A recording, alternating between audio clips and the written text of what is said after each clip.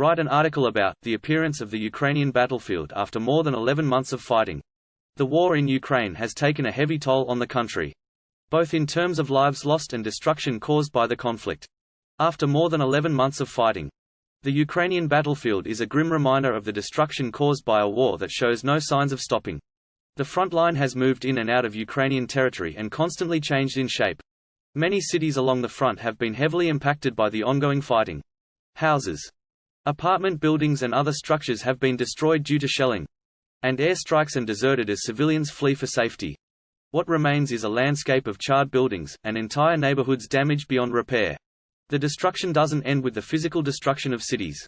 Much of Ukraine's infrastructure such as roads and bridges have been destroyed, cutting off many areas from receiving aid or assistance.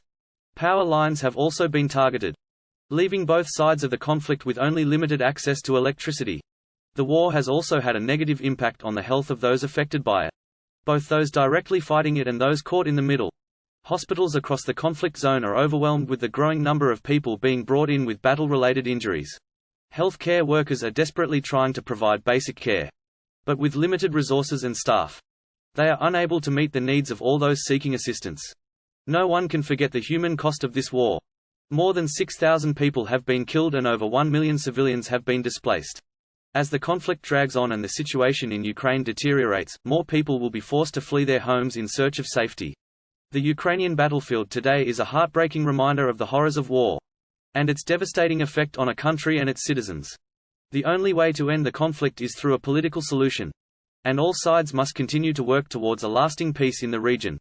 Only then can the people of Ukraine begin to heal and rebuild.